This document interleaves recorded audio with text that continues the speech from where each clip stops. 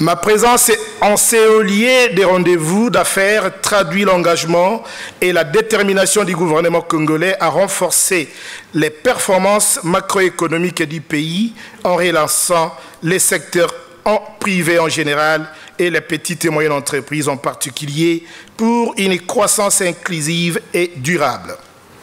Ce forum a été pour moi une occasion de faire le plaidoyer en faveur des PME, eu égard à leur rôle de véritable canaux de redistribution des richesses nationales et de création d'emplois. Conformément au programme d'action gouvernemental 2015-2016, le ministère des Petites et Moyennes Entreprises en RDC a levé l'option d'y apporter les remèdes appropriés en dégageant 5 axes stratégiques afin d'appuyer les secteurs privés et les PME. Le premier axe portait sur l'identification et le recensement des PME en vue de l'actualisation du fichier national de cette catégorie d'entreprises. Le deuxième axe stratégique est relatif à l'implémentation des incubateurs d'entreprises sur toute l'étendue de la République. Il s'agit de développer des pépinières d'entreprises avec un profil technologique approprié. Le troisième axe concerne le développement et la promotion des PME. Il s'agit de renforcer les facteurs déterminants de la compétitivité et d'appliquer les mesures d'appui et de soutien aux PME en vue de leur faciliter l'accès au marché public, au crédit, à la fiscalité adaptée, à la sous-traitance et le paiement de la dette intérieure. C'est en ce sens que le ministère des PME s'est engagé dans la rédaction de la stratégie nationale de développement des PME en vue de planifier leur promotion conformément à la vision de l'émergence de la RDC à l'horizon 2030. Le quatrième axe renvoie à la formation et au renforcement des capacités techniques et managériales des PME en vue d'améliorer leur efficience. Le ministère des PME a lancé de ce fait un programme de restructuration de l'Office de promotion des petites et moyennes entreprises. Le cinquième axe concerne la création d'un cadre réglementaire, législatif et de mécanismes institutionnels susceptibles de promouvoir l'esprit d'entreprise et la bonne gouvernance en assurant la sécurité juridique des PME. Mesdames et messieurs, distingués invités, point n'est besoin de vous rappeler que la République démocratique du Congo regorge d'immenses ressources naturelles, agricoles et autres. De ce fait, elle offre plusieurs opportunités d'investissement dans divers domaines. À titre indicatif, je citerai les mines, où nous avons le cuivre, le cobalt, l'uranium, or, coltan, cassitérite, diamants, etc., etc. Les bois avec des essences rares comme Wenge, Afomosia.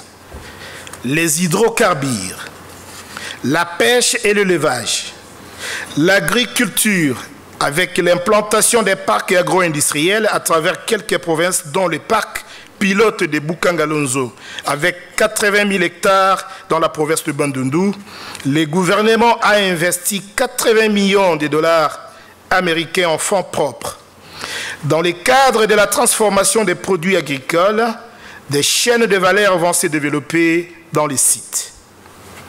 La RDC fait face à un déficit énergétique en raison de la faible fourniture de l'énergie électrique par rapport à une demande de plus en plus croissante provenant principalement des opérateurs miniers, en plus de celle des ménages. Cette situation tributaire d'une demande en forte croissance et à la vétusté du réseau de production et de transport énergétique préoccupe le gouvernement au plus haut point.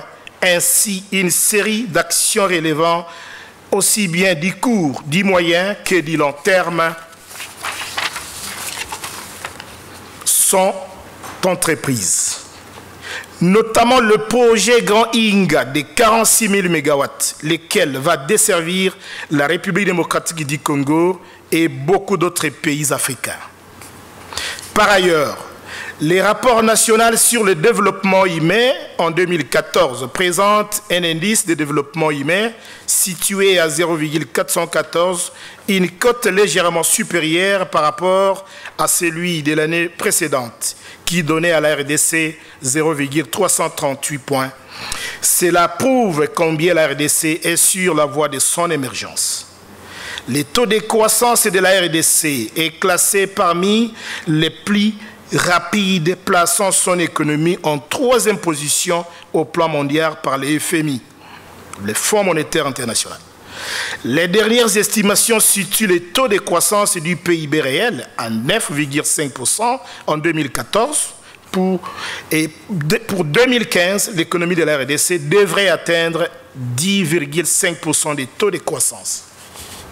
Distingués invités, la République démocratique du Congo offre à ce jour des perspectives économiques très prometteuses. Aussi voudrais-je saisir l'occasion que m'offre ce forum pour lancer un appel aux investisseurs à venir en République démocratique du Congo en vue d'y créer des richesses et bénéficier de nombreux avantages qu'offre l'amélioration du climat des affaires et les nouveaux codes des investissements.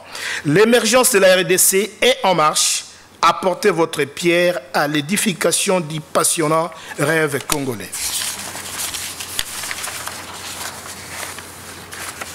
Je voudrais aussi rappeler aux hommes d'affaires belges, j'insiste, je voudrais aussi rappeler aux hommes d'affaires belges de s'approprier de cette invitation, car le Royaume de Belgique est considéré par la République démocratique du Congo comme un partenaire privilégié, compte tenu de nos relations historiques qui unissent les deux pays. Je vous remercie.